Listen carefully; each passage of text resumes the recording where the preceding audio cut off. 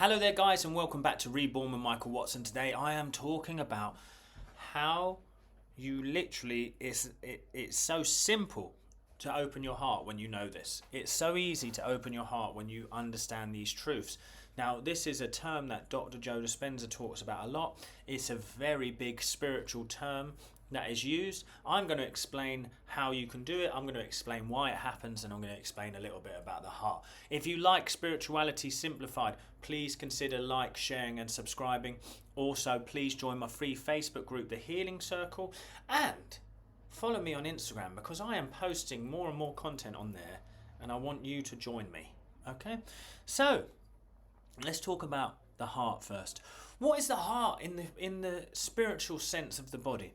Well, the heart, as I understand it, is the emotional and energetic sorting center of the body.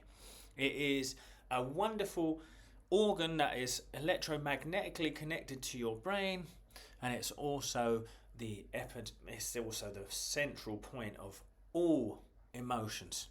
So if you are a highly emotionally intelligent, connected person, it's likely that your heart is open in some aspect. But if you are struggling to feel emotions, or you're struggling to connect to feelings, it's because your heart is shut off. Why has it been shut off? Because there is some energetic pressure or push down that you have been doing because you have been hiding away. You've been ignoring your feelings rather than dealing with them. And we push them all the way down into the lower centers, and then suddenly that's it. We get an energetic block and the heart immediately closes off. Now, do we all live with an open heart all the time? Some of the awakened people out there do. Do I live with an open heart all the time? I would like to say yes, but I inevitably will have to say probably I don't, and it closes off. But here's what my point. The point is once you learn how to work with that, you learn how to actually open your heart. Now, to open your heart doesn't just mean you become emotional.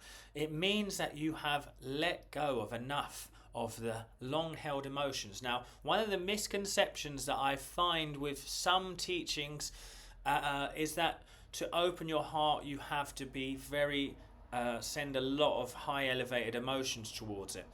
The truth of the matter is that an open heart isn't the natural flow of the body's energetic system. So it's the most natural thing you're ever going to do. And you do not have to work insanely hard to open your heart. You merely have to be willing to face the parts of you that are blocking it, that are getting blocked underneath. You see, imagine all the energy centers are from the bottom. All that energy to release has to rise up through the heart. But what we tend to do is we let it hit about just below the chest where I'm pointing here. You can't see it, but I'm pointing here. We block it and we push it down from there, because to feel that is going to feel intense and scary, and I'm scared to feel those emotions. But I want you to know something about letting go and energy work like that.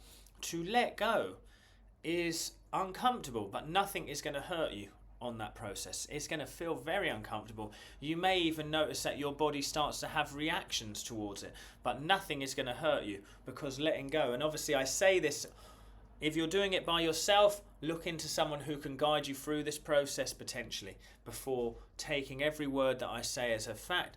I guide people through how to open their heart because I've been helping people to do that for years. Now, obviously you can do it at home by being willing to face it, but this is just a mere suggestion, not telling you that if you start convulsing with energy that you shouldn't have a break. But I'm saying I'm willing to sit with the energy long enough for it to pierce and explode through that block, and then my heart opens. What is the feeling of having an open heart? It's the feeling of relief, euphoria, connection, flow. It's a beautiful sensation. Now on top of that, your heart opens, it starts to beat in a rhythmical rhythm, creating a wonderful magnetic field that interacts with the brain, the heart and the mind, brain and heart coherence, as Dr. Joe Dispenza would call it. It means in that moment, what you actually figure out is that it's like it says in the Bible, as a man thinketh in his heart, so he sees. So it's brain and heart coherence, which is actually a very creative energy, because the deeper mind, the subconscious mind, is agreeing with the conscious mind, the brain and the deeper mind, which is the deeper mind, the subconscious mind. You feel that in your body. That's why I get people to work with their body to open their hearts, because the body is a wonderful lie detector.